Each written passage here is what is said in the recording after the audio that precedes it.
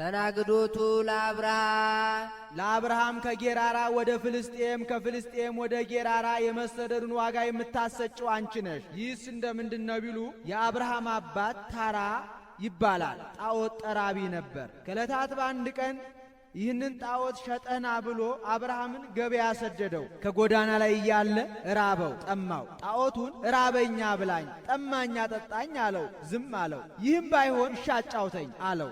ዝም አለው። አብርሃምም ከገበያ ደረሰና ዓይን እያለው የማያይ ጆሮ እያለው የማይሰማ አፍ እያለው የማይናገር አምላክ ከዚህ ጋር አለላችሁና ግዙ እያለ ይጮህ ጀመር። የሚያውቁት አብርሃም አበደ እንዴ ምን ነካው እያሉ ዘብተውበት ሄዱ።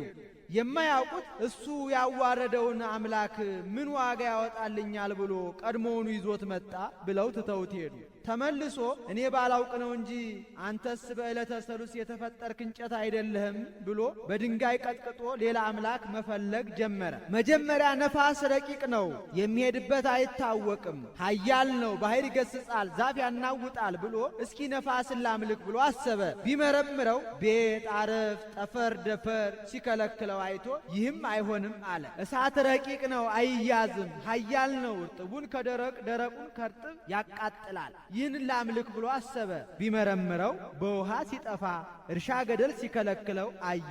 ይህም አይሆንም አለ። ፀሐይ ብርሃኑ ጽንፍ እስከ ጽንፍ ይደርሳል፣ የበረደውን ያሞቃል፣ የረጠበውን ያደርቃል። ይህንን ላምልክ ብሎ አሰበ።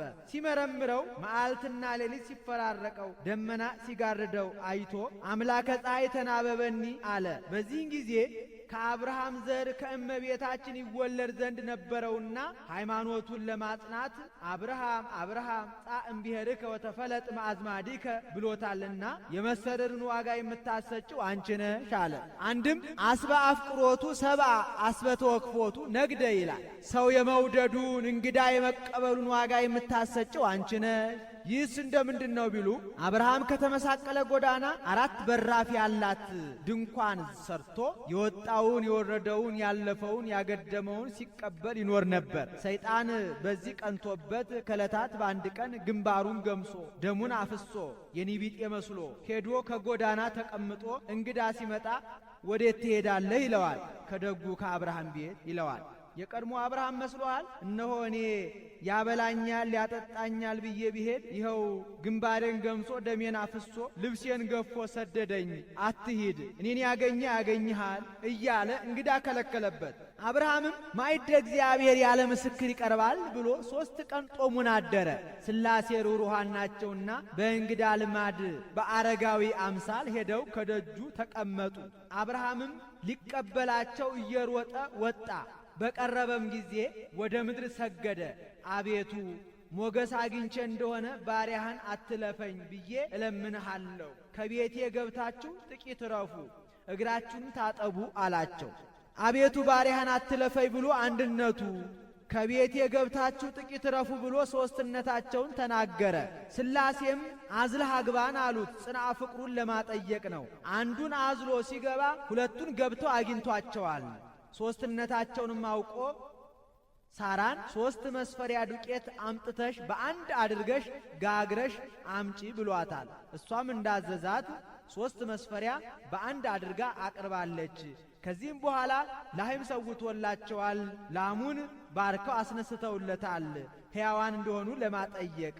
በዚህን ጊዜ ልጅ እንደሚወልድ ነግረው ሲሄዱ ከሦስቱ አንዱ የዛሬ ዓመት በእውነት ወደ አንተ እመጣለሁ፣ ሚስት ሳራ ልጅን ትወልዳለች ብሎ ተስፋውን ነግሮታል። ይስሐቅን ሳይወልድ አብርሃም ይባል ነበር፣ አበው ሁዳን ማለት ነው። ይስሐቅን ከወለደ በኋላ ግን አብርሃም ተብሏል፣ አበ ብዙሃን ማለት ነው። መዓዛሁ ለይስሐቅ ለይስሐቅ የመሥዋዕቱን ዋጋ የምታሰጭው አንቺ ነሽ። መላእክት ብፁዕ አብርሃም አርከ እግዚአብሔር እያሉ ሲያመሰግኑ ሰይጣን ሰምቶ አብርሃምን ወዳጄ ወዳጄ ትለዋለህ እንጂ በስተርጅና የወለደውን ተወራራሽ ተቆራራሽ የሌለውን አንድያ ልጁን ሰዋልኝ ብትለው እኮ አይሰዋልህም አለው። ጌታም የአብርሃምን ጽድቅ የሰይጣንን ሐሰት ለመግለጽ ገና በዱር ሳለ